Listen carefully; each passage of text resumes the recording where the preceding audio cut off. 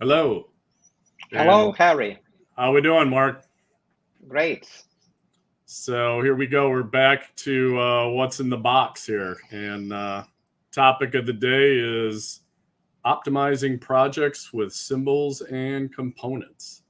And you guys probably already know him, but joined here today by Mark, our founder and CTO. And before we hop in, I'd like to make just a quick couple announcements, a couple commercial announcements, and we just took a little break from these sessions, but we are putting them back in here, and we're hoping to do them like every other week, and we'll be announcing topics as we go.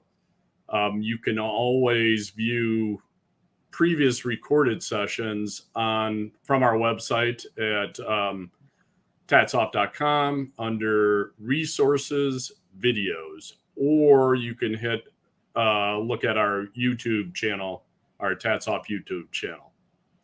A couple of our announcements are we have a September 1st, we are doing a live webinar announcing our partnership, our furthering our partnership with Canary Labs. We're going to talk about our product offering of our embedded historian. So we're going to have a product offering and an option to embed the Canary historian right within your frameworks and factory studio environments.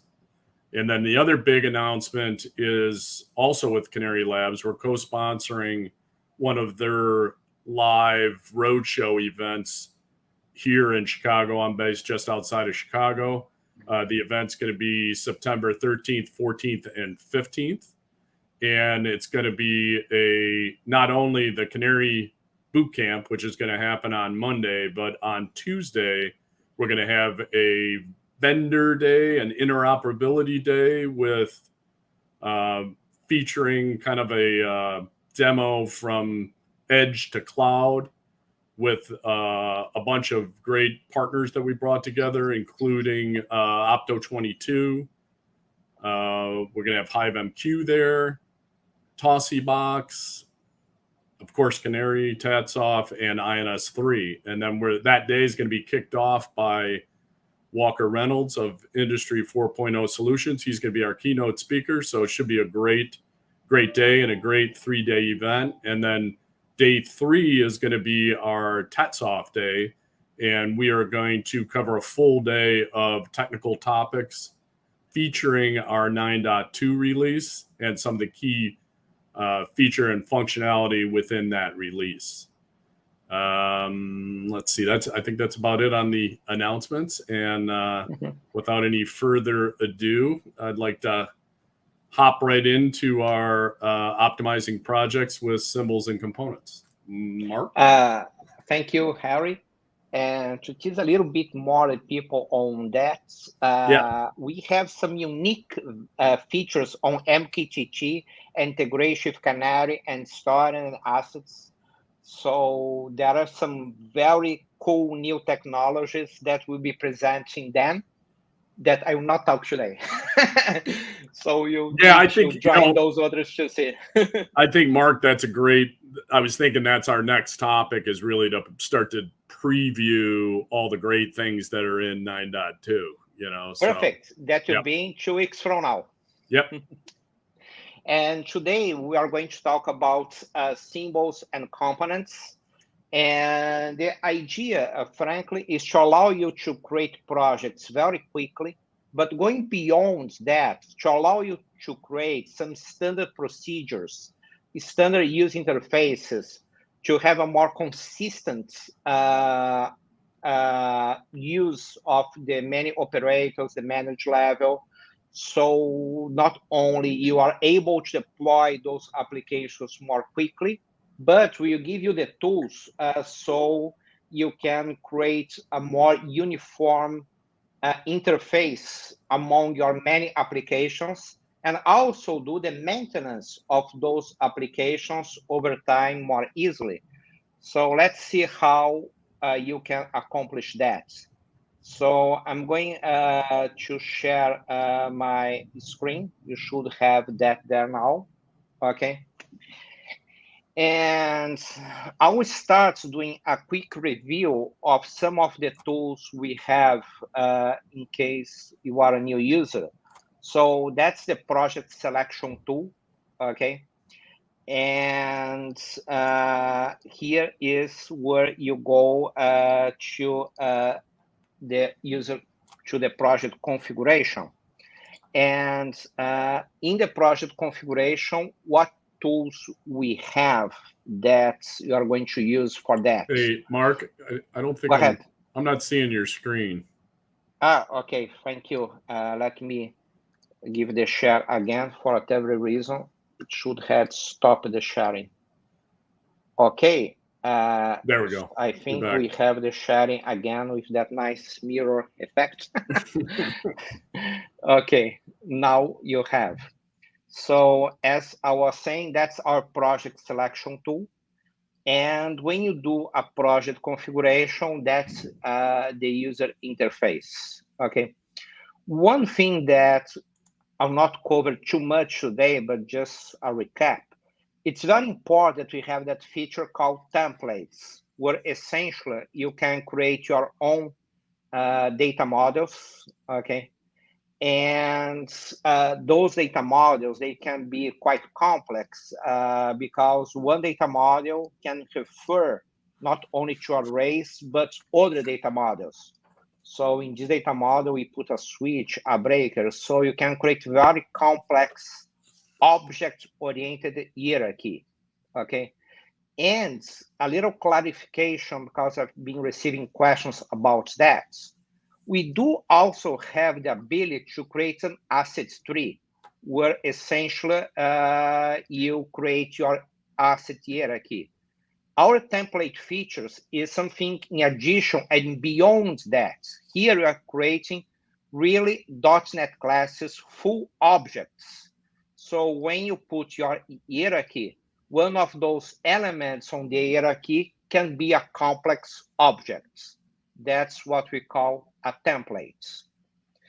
And going to the user interface now, we supply the software with a very extensive set of predefined symbols, okay? But one feature that's really unique in our system is we have full ability to customize those symbols at will. There are many great symbol libraries out there, but one step that we went really beyond is those symbols, not only they have some built-in properties, but you can edit and modify those symbols to create your own interfaces based on that symbol. I'll not go on the detail on that procedure because we have a video explaining how you can add symbol. What I'm going to put the focus now is that when you define a symbol, you can define any set of custom properties to the symbol, not only to each variable on the system the symbol is mapped, but even more advanced features like what is the display I should open with information about that symbol. So before I go more on the configuration, let's go to here a little application running so you can see the final result in action. Then I will go back to show how you can create an application like that in a couple of hours, eventually even less. It depends on how you have your definition created. So all those symbols that we see here, they are from the library, and they embedded also even the pop-up information that should be open when you deploy that symbol. So, and each of those symbols is also matches one data template. So when you are creating a user interface like that, a fully functional user interface, what is the steps, okay? Number one, you have, or you should have, the data templates based on your process. Here, we are doing some examples with an energy application. But of course, those symbols, they reflect the data model of what you need to have in your application. The second step, using the features I described in the previous video, you can customize the symbol library to add your symbols, but mapping to what the application is already using.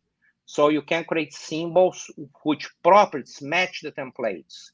When you have that, to create a display, instead of doing the traditional drawing, you can just go to your database or even an Excel file, copy the tags you want to have in each display, and then create a new display and paste those elements there.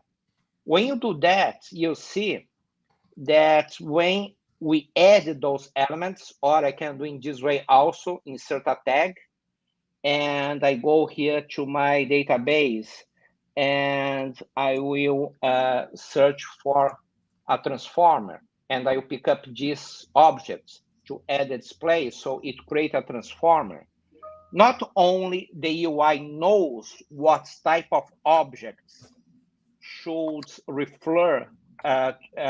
should be connected with that tag, as well the mapping is also automatically created.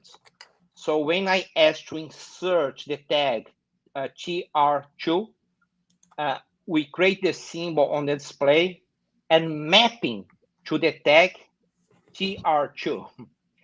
So if you do some proper work beforehand to make sure you have the symbols for your user interface and the good set of properties, to create the user interface, you are not really using our drawing tools that we have here. What you're going to do, either you are going to insert symbols directly, or even better, you are going to pick up the data to drive the displays.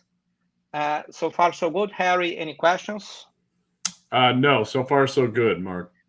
Okay, let's keep going. So essentially, the process is that, again, one more example. You go to your database, either insert the tag, or you can get that data from Excel, from any other system, and paste on the UI, okay? Now that you saw that I'm able to paste the data, some people asked, okay, but what if I have an Excel table, or I have another application where I have defined which variables I want to show in each display?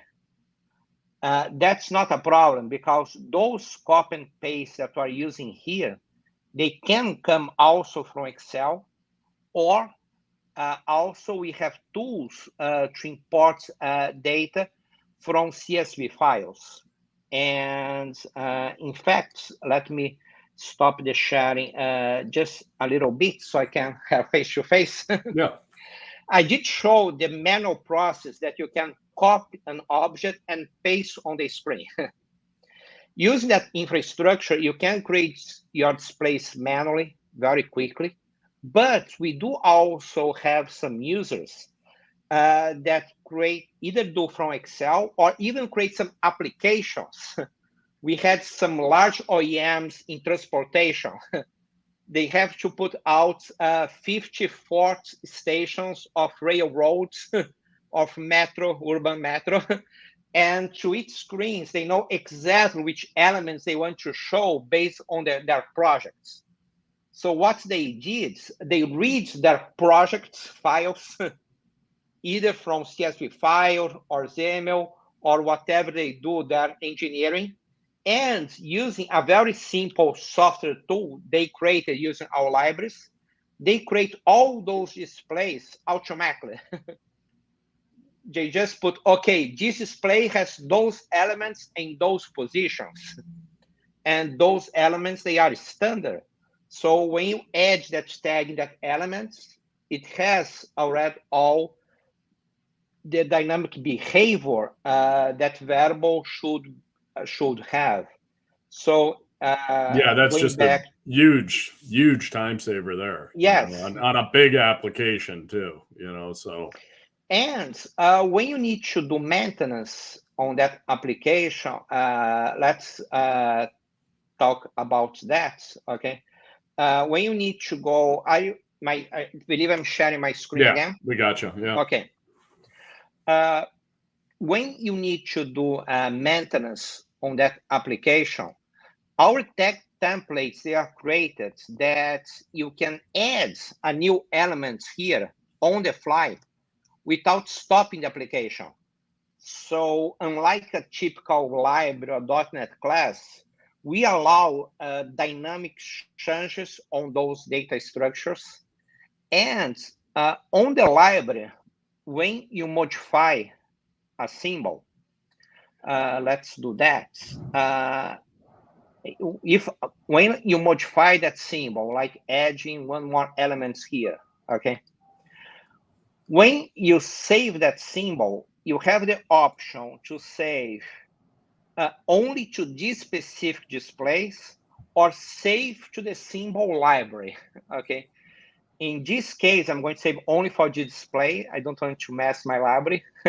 But essentially, what does happen is if I save that back to the library, the system will go through all the displays that are using that same symbol and modify to apply the dynamic behavior.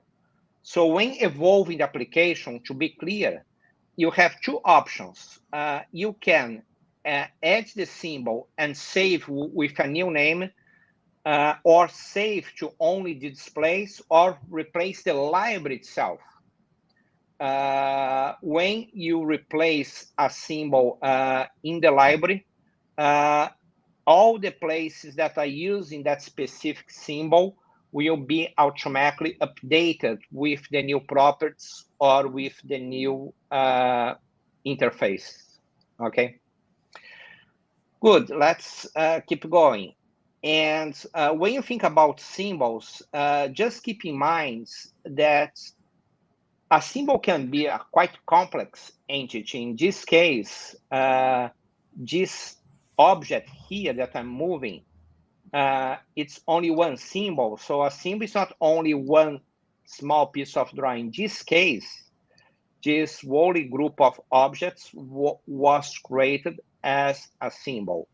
And the symbol can have also all kinds of dynamic behavior. For instance, in this example, I show again so you get it. All the symbols in this demo application, they have not only some dynamic properties to switch colors as that's open or closed, but even the pop-up information and what does happen when I click in that, it's part of the symbol configuration. So it's not only a basic UI, you are embedded some behavior or some actionable in the symbol, whatever for commands, or in this case, for additional visualization of the properties related to the symbol you are showing. Okay.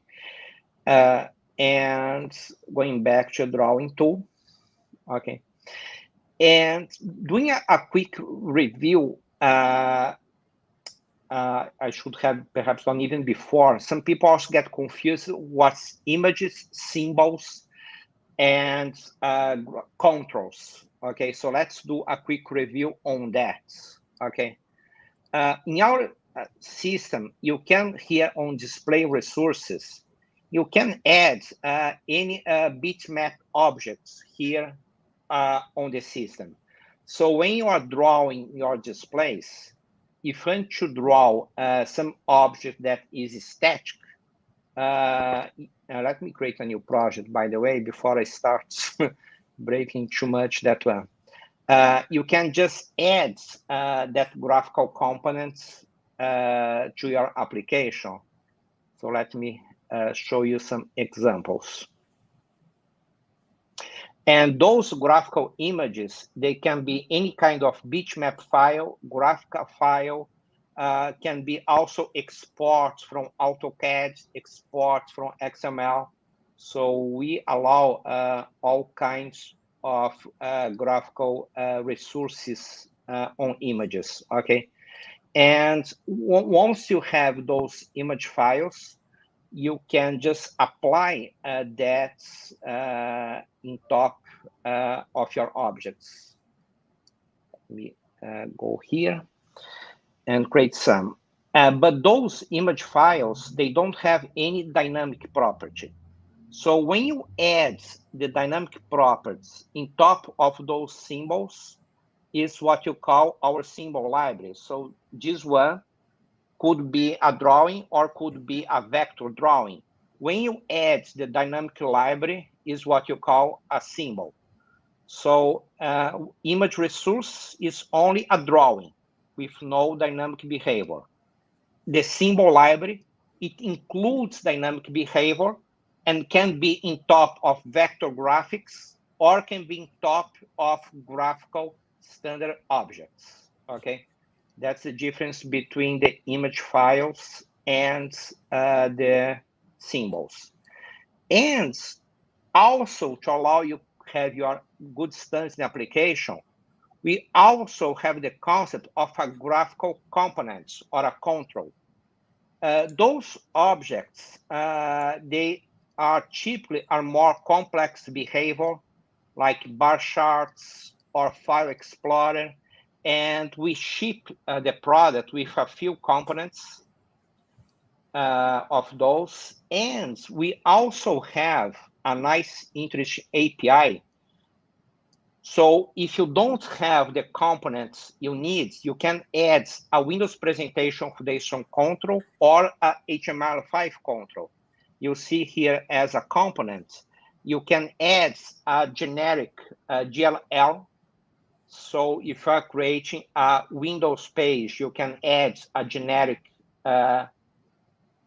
WPF control, or if you are creating a web page, you can add a generic HTML5 control. But we also have an additional API to customize those components. So if there is a component like this file explorer that are going to use a lot, we have in our toolkits the ability to pick up that component and create a more simple configuration dialog. So instead of exposing all properties from that third-party control, or if you download something from the web, some of those components, they have 50, 100 properties.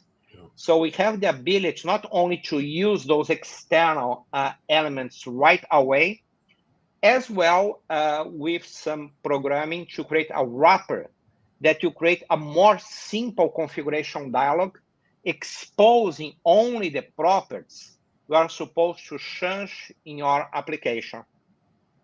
Yeah, okay. That's the best. That's the best of all worlds. You know, you can be simple to complex. You can use all different aspects of the controls. I mean, that's very open. Exactly. And flexible. Because sometimes if you're not a programmer, you have no idea how daring can be the situation. Yeah. But some of those things, oh, great, I have a map control on the internet. Oh, yeah, great. Then you download that control and you find out that they have 150 properties you can customize. And you end up having to do a huge programming just to be able to use properly that components. But to be clear, we still can add completely generic components, okay? So if you're doing here a HTML5 page and you want just to drag and drop a generic HTML5 component, yes, you can. but of course, the configuration would be much more simple. Here I'm adding a generic HTML5 component. So this is completely generic. So I will define a URL where I have my CSS scripts. I will put the URL where I have my JavaScript to do the implementation of these components. On the code behind, I can do JavaScript accepted company. Of course, we also have, as you correctly pointed, we still support the full generic.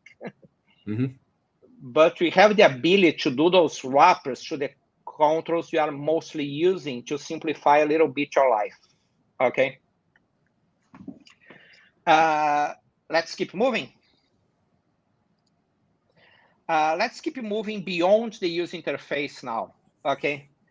Because those components that we can have on the screens, they are great. Okay. But some applications, they need some code behind.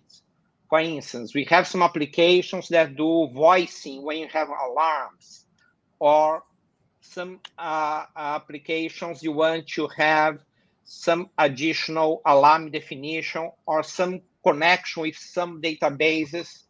So we extended the concept of components to go beyond the user interface. So to use interface, it's quite simple. Either you create a full component here or a symbol library, that's the UI. But we also added a feature here on extensions that allows you to export and import components that not necessarily are only a user interface.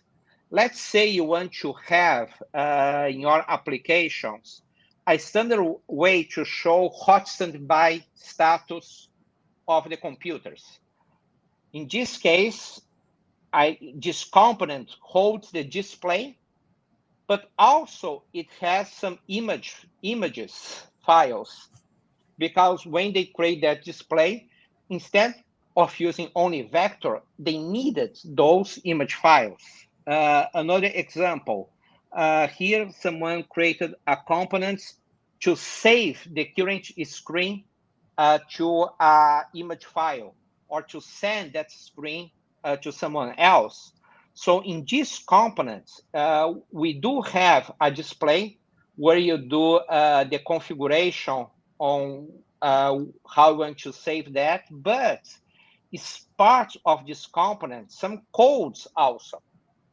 So the concept that we have for components in this area of the software called extensions can go beyond graphical elements, and it can include any parts of the application, codes, mapping to databases, even connection with external PLCs, whatever you decide to export as a component. Okay. Yep. Very nice. So let's see how you do that to be clear. Here in exports, I'm showing everything that I have in this application.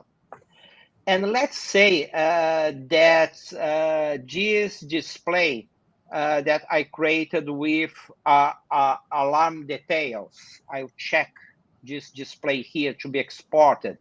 And those interlock symbols are something also I want to make standard to use in more applications. And also, I'm going to filter by type here to show only my scripts.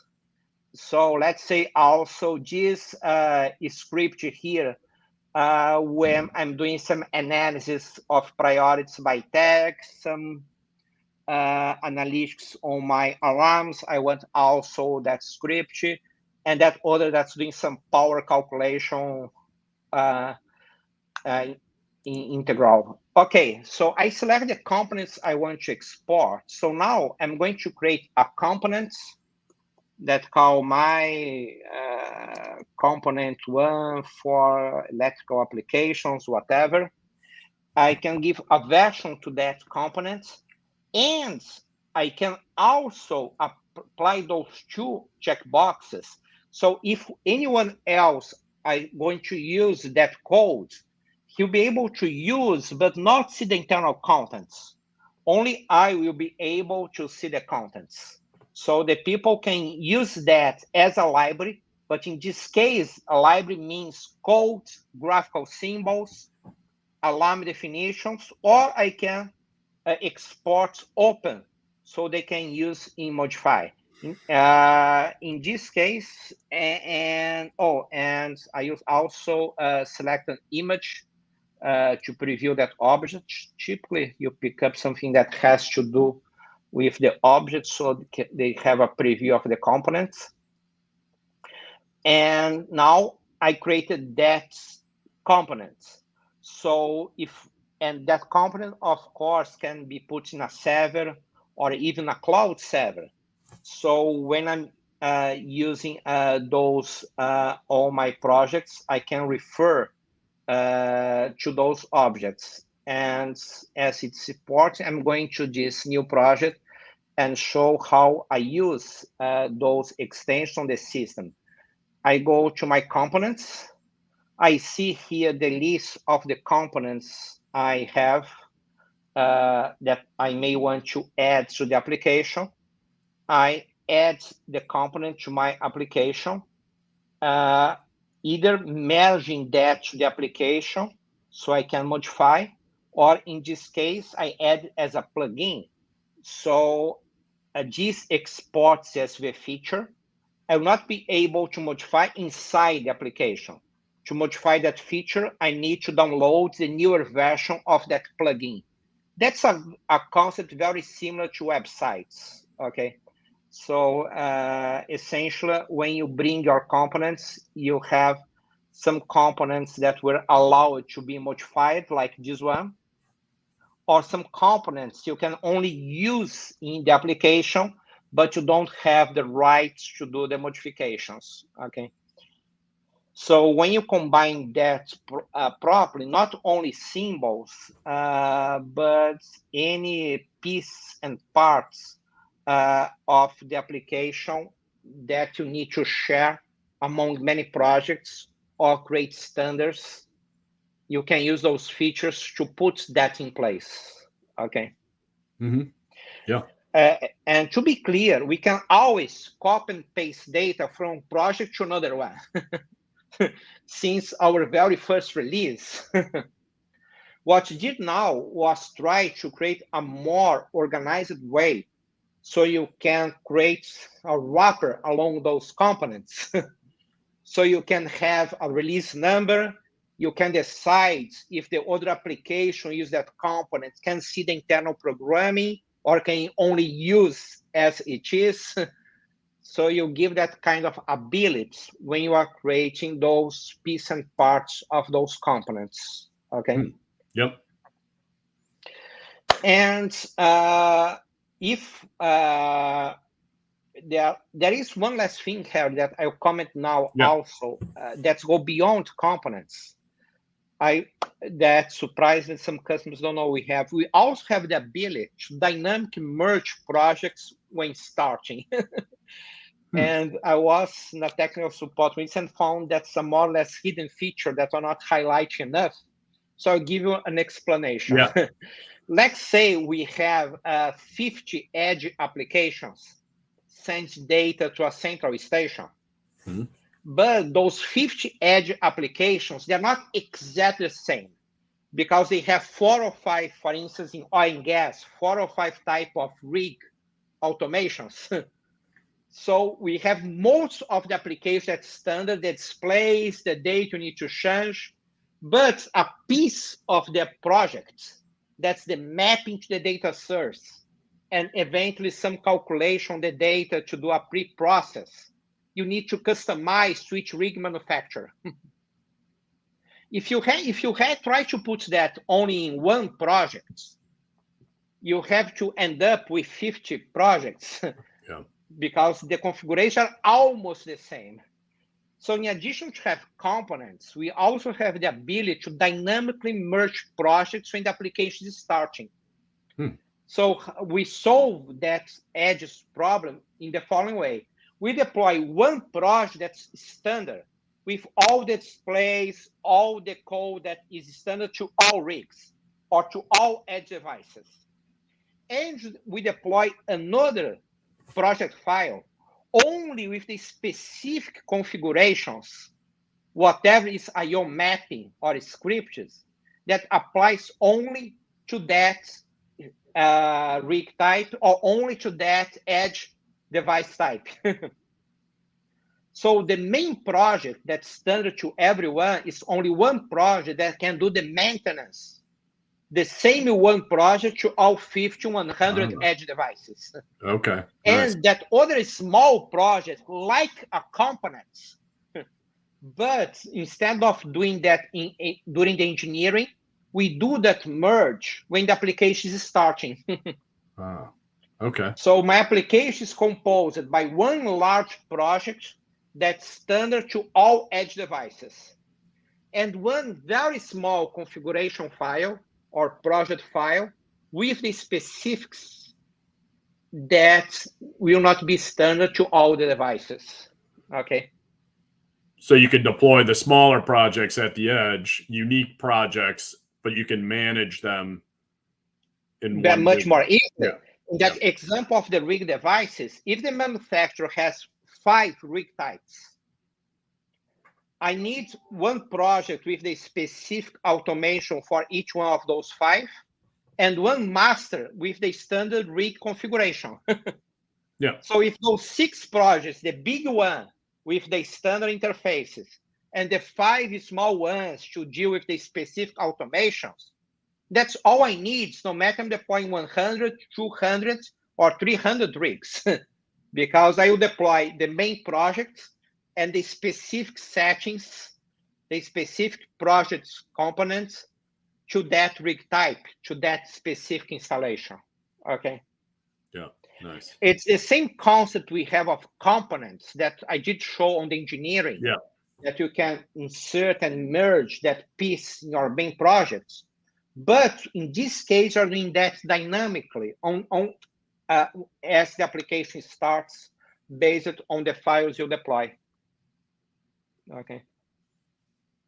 Yep. I think that's enough for today, Harry. Okay. Yeah. No, I think that was good getting back into it, and a pretty deep topic, but I think that's enough for one day is good. Oh, yeah. That's good.